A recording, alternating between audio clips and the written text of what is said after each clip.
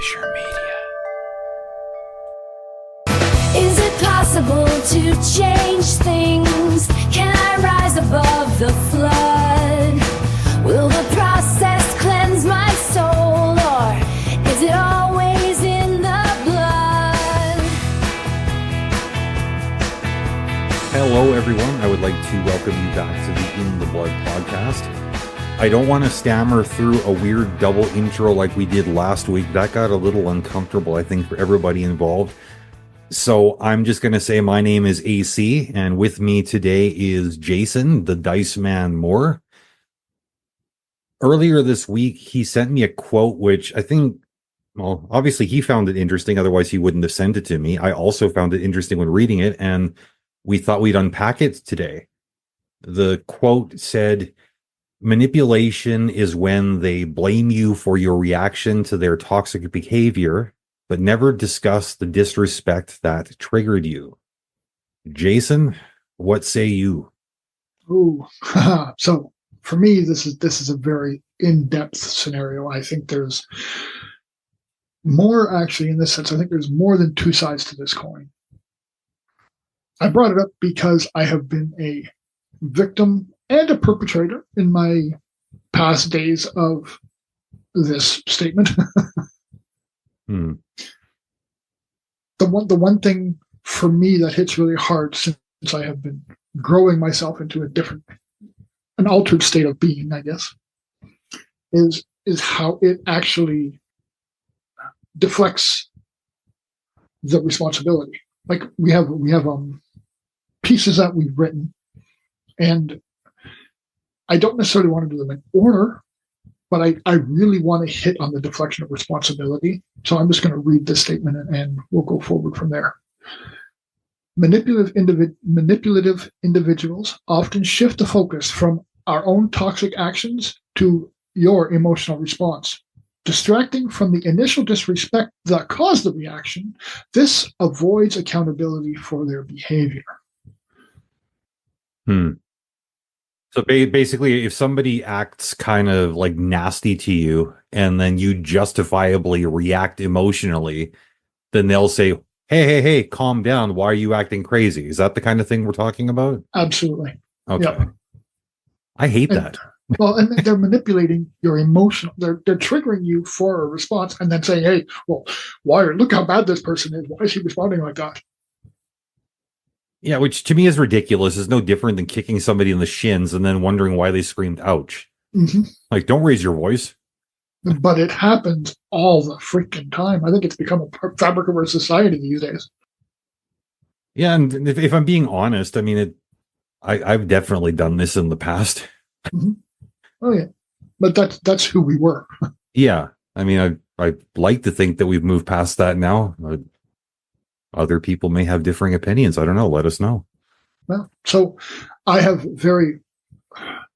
always been a very blunt person, but I've become more blunt lately. And any time this starts to happen, I just stop and call them on it. Oh, so how did you expect me to react to that action? Like, what were you wanting from me? Like, put them on the spot. Yeah. Well, I find I do that whether somebody is like kind of trying to shift the focus or not. I mean, if you don't like the way I react to something, I just ask them straight, okay. And I'm not asking this to be funny or shitty. I'm asking because I actually want to know, in your words, what do you think would have been a more appropriate response? And more often than not, people rage quit the conversation or just say, well, I don't know. Like, well, if you're upset with me and you don't know how I should have handled it, maybe shut up. Oh yeah, stop trying to make me look like the bad guy. Sorry, I don't know if I'm taking us into the weeds here, but that's where my mind went on that point. Mm-hmm. Oh, I 100% agree. What's your first thought when you read that statement? Well, to me, it almost feels like gaslighting, you know, because they're saying that my feelings or my reaction or whatever are not justified. Right. They're blaming me for basically noticing that they were being jerks. And I don't know. There's few manipulation tactics that actually frustrate me more than gaslighting. Mm-hmm.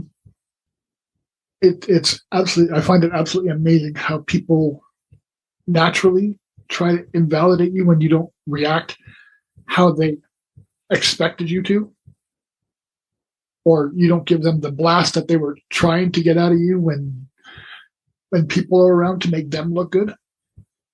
Well, you kind of get punished for going off script. Yeah. Because, I mean, I think you hit the nail on the head. Because you didn't do what they thought you were going to do, they end up like in a position where like, oh, well, you made me look bad. Like, I didn't make you look anything. I just stood out of the way. You made yourself look like an idiot. Mm-hmm.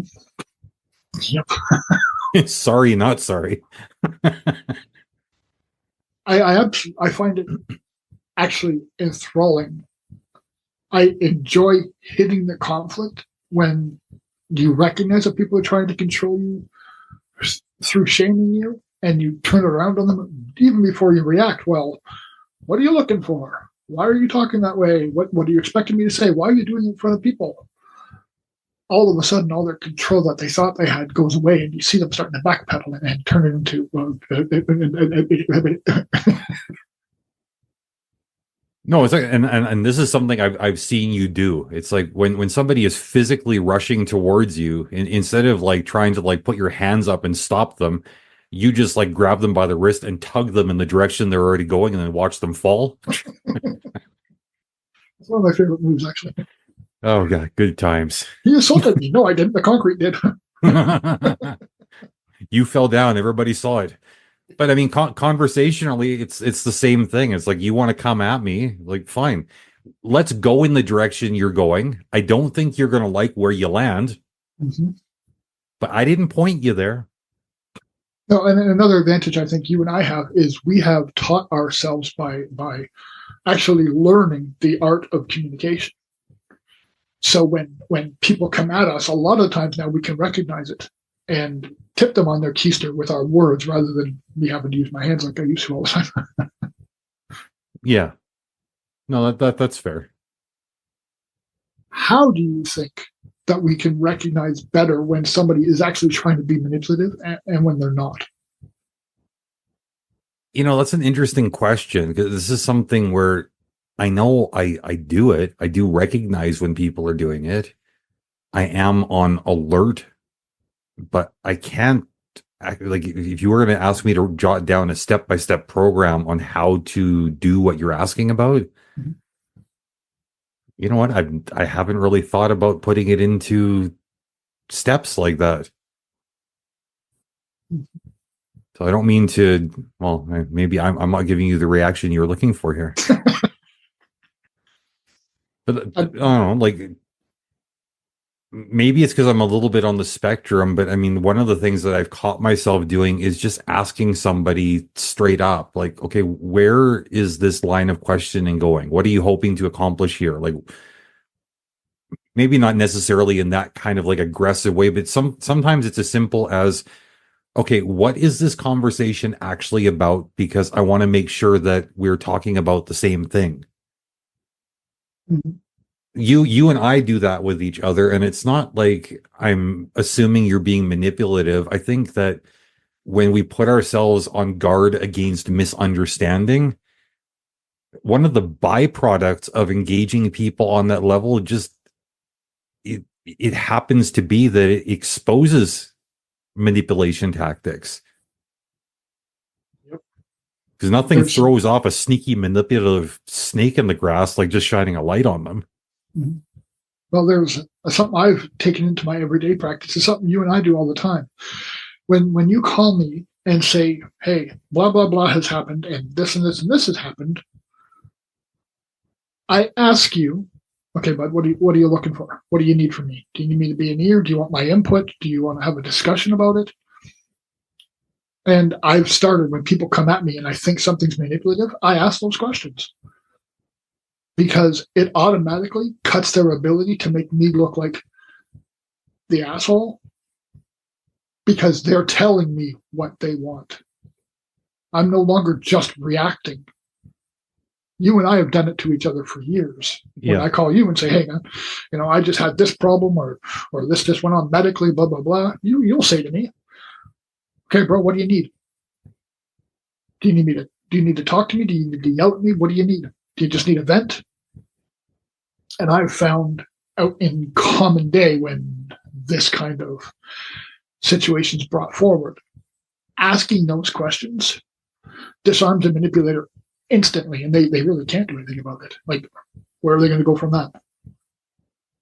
Well, it sounds like you're kind of in a similar position to me then, in the sense that it's not like you're like actively guarding yourself against potential manipulation. It just so happens that the way you approach everybody, at least everybody who matters to you, in a way where there isn't any room for manipulation tactics to hide.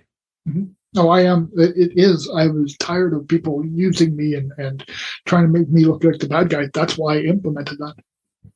Yeah, see, like I didn't implement it for the same reason, but the end result is the same. I mean, I hate being manipulated. I'm sick of it. I feel like I spent the majority of my life with somebody trying to pull my puppet strings.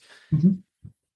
That being said, when I interact with people, I don't do so worried that they might be running some sort of angle on me.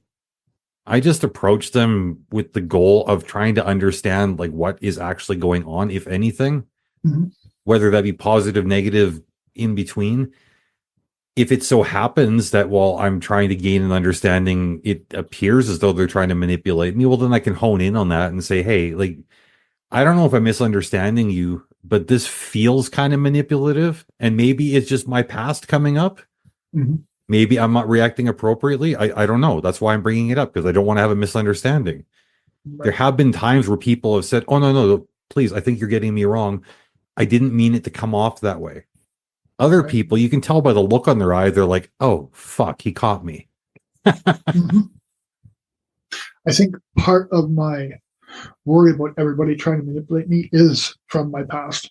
Because being on the streets, I was a manipulator. I did try to get people to do things. And panhandling, you give them a sob story, you manipulate them, they feel guilty, they give you money. Yeah. Well, I mean, this is something and I don't want to get too far off into the weeds here, but I've had a couple of conversations with a couple of friends, you probably one of them, over the last year or so. When the topic of manipulation comes up, I kind of, and again, this is just my opinion, not speaking as a professional, just me as a guy.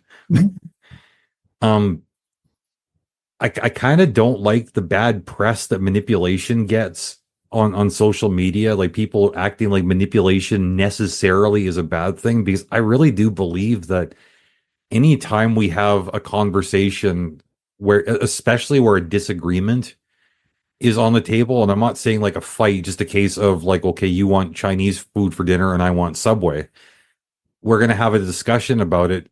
Both of us are attempting to manipulate an outcome. Mm-hmm. Maybe not trying to manipulate the other person, but we're certainly trying to manipulate an outcome. Right.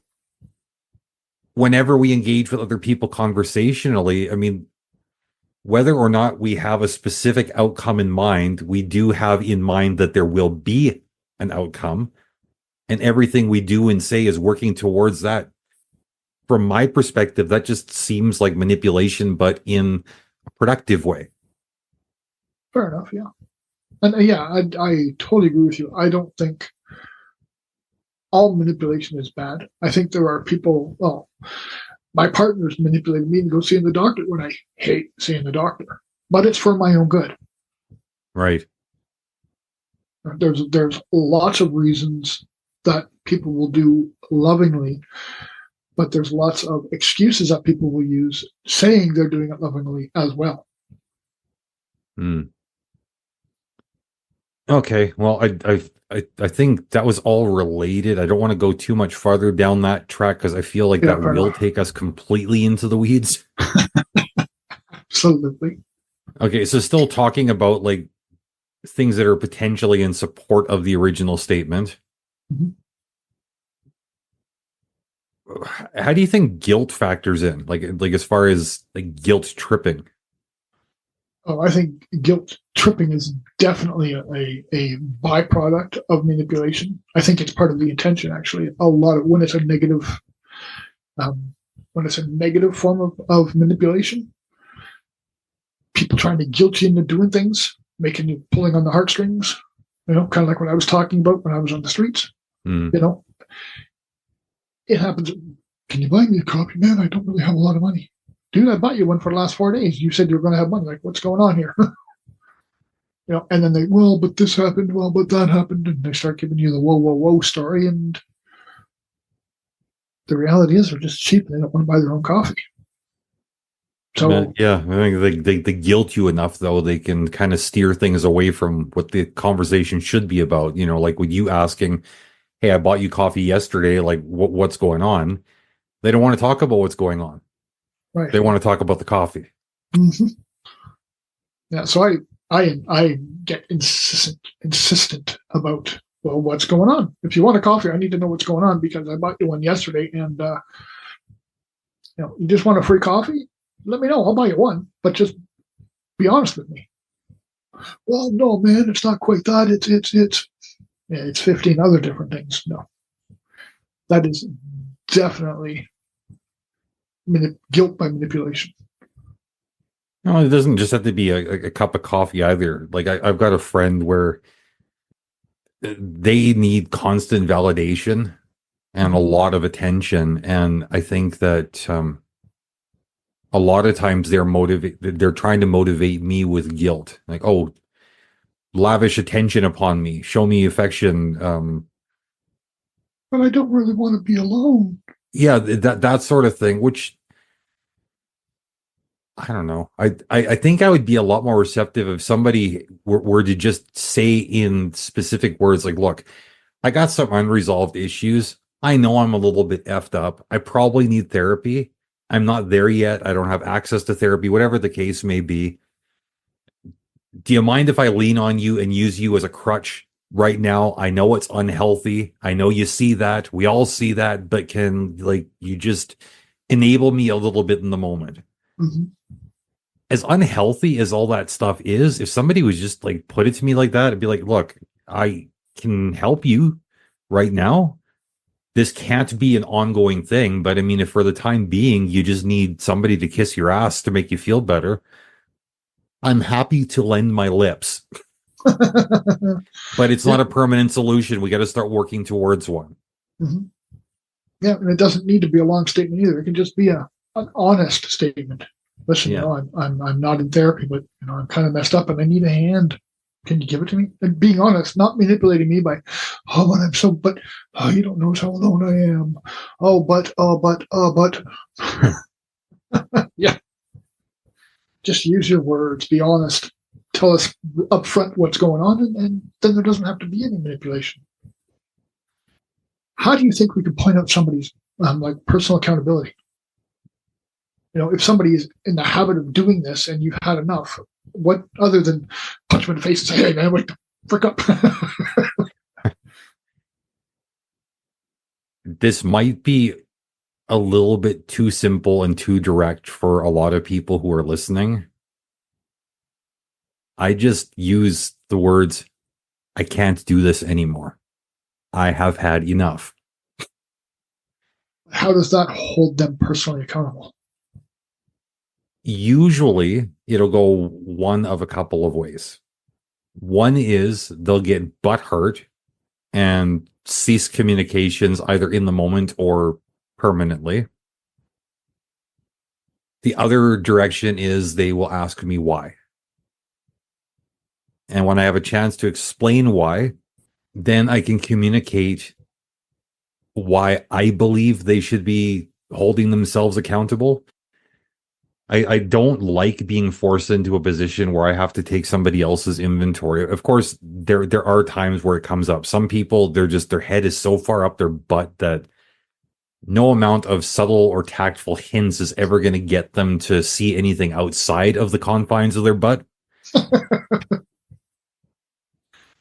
But I think most reasonable people, if you're calling me every day and not saying that this is the case, or at least not with your current partner, but I mean, in the past, you were at times are kind of emotional and you would contact me fairly frequently. Oh, I'm having a problem with so-and-so. And it just gets to the point where it's like, you know what? I sympathize. I really do. But if you're going to keep on going back and dealing with this nonsense, that is a you problem. You can't keep on making it a me problem. If you want to get rid of the source of the pain, I will walk with you forever until you feel better. But as long as you keep on stabbing yourself with the situation, you can't expect me to have infinite patience and attention span for it. I got my own stuff to deal with. And gauze. Right? Yep. And it's not just like I've done this for you. You've done it for me too. We both made some interesting choices. Decisions.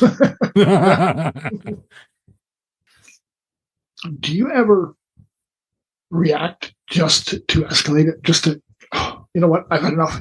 Fine. You know what? But okay. Now, as a professional coach, I should be saying no. But as an honest human being, who lives in the real world, oh, hell yeah. And the reason I do this is not just for the sake of escalation. It just, like it's kind of like when a cat plays with its food. It's like people want to approach me on a certain level, and I think they do it. They poke the bear with an expectation that it's going to be a consequence-free poke. But it's like, you know what? I'm tempted to say something that I would have to bleep out later, but you know what? If this is how you want to engage me, that's fine. You want to do this? Let's do this. Let's do this all the way. And because it's the only way you're going to learn. It's not about me feeling like I need to win entirely. Nice grimace there. Yeah. I mean, that's just like the cherry on the sundae. But my main objective is just like to school these idiots. Like, you can't keep on doing these things. Right. Your feelings are going to get hurt. And if needed, I'm going to be the one to hurt them. Oh, I can't wait until we start recording and going on YouTube, because seeing your grimaces and such when you're talking is so dramatic. It adds so much to the conversation. They need to see it. Yeah, one of these days we'll have to stop talking about the video and start getting back into it. I mean, the reality is, in case anybody's wondering, I'm just too lazy to edit the video. Audio is pretty easy. But yeah, that's a story for another day. What do you think is the biggest toxic behavior that could be miscommunicated and seen as manipulation, but not intentional manipulation? Okay, I don't know that I can answer this question to your satisfaction. I will give you my honest answer, though. That's all I want. I'm not looking for a preconceived answer. Because I don't know how to answer this without getting into, talking about how I personally define toxic or toxicity in the context of a relationship.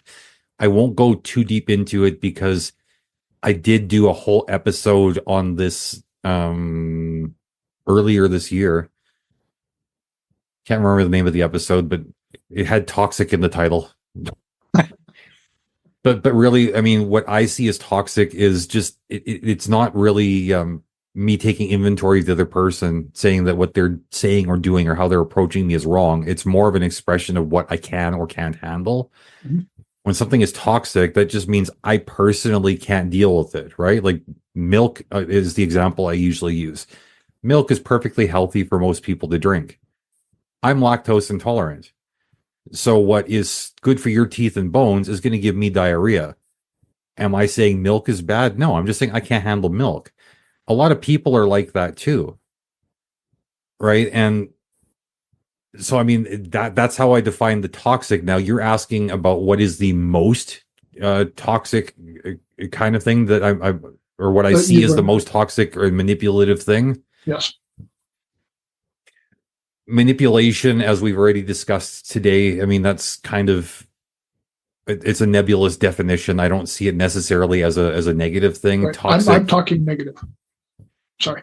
Yeah. And even like the negative, what I perceive as negative is going to be really, really variable depending on where I'm at. Okay.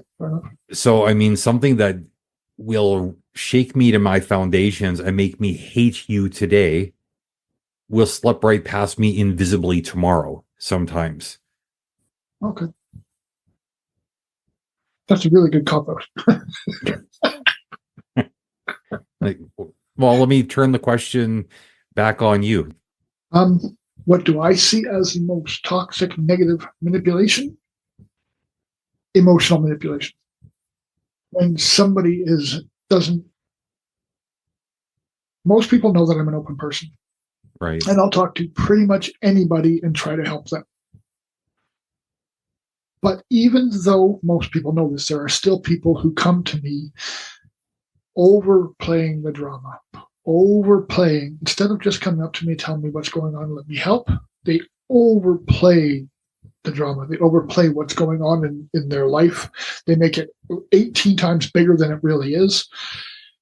And they blow it way out of proportion. They try to manipulate me by getting me emotionally involved and on their side to make an outcome that they're desiring, rather than an outcome that's going to help them. Does that make sense?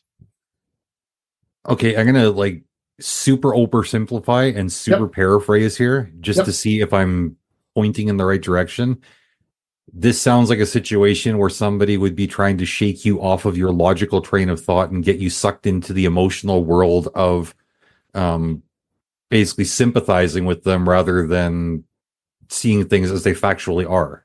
Right. And then looking more for, rather than resolution, they're looking more for you to be in the same pity party with them. They're not looking for a resolution.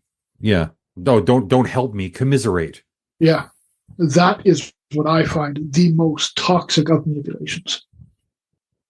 Well, that's a good one, actually, as an example, because, I mean, they're not just doubling down on their own self-destruction, but they're trying to destroy you in the process, which is kind of ugly for somebody to do to a friend. Mm-hmm. Yeah. And they don't stay friends for very long, obviously, but yeah, fair enough. Well, I mean, it's like when you're walking your dog and you step in somebody else's dog poop. I mean, you don't just sit there marveling at how beautiful the smear is on your shoe. You wipe it off. Some people have to be wiped off too, right? Yep. Absolutely. They're just bringing stink into your life. Yep. And then bastardize the person who left it there. Okay. Well, did you have anything to add to that poopy note, or is this a place where we should be thinking of wrapping things up? I think that's been a great conversation. Let's do it. Okay. Did you have any closing thoughts based on what we were talking about today? I have a statement I'd like to read this time, actually. Okay. Read away. In navigating relationships, it's essential to recognize when the manipulation is at play, particularly when someone shifts the focus from their toxic behavior to your reaction. Deflection and gaslighting serve as tools to evade responsibility and make you question the validity of your emotions, thereby perpetuating cycles of guilt and control. However, it's equally important to acknowledge that not every instance of conflict is rooted in manipulation. Miscommunication, different boundaries, and personal emotional responses can also contribute to the dynamics of a situation. While we must hold others accountable for disrespect, we also need to ensure we maintain control over our own reactions. True resolution lies in addressing both the behavior that triggered the conflict and the response that followed, ensuring a balanced, honest dialogue where respect and self-awareness are maintained on both sides. Well, thank you for that powerful statement. As always, friends, if you've got thoughts on this or anything else that we have spoken about either on this show or any other, please feel free to send us an email inthebloodpod@gmail.com. And until next time, much love.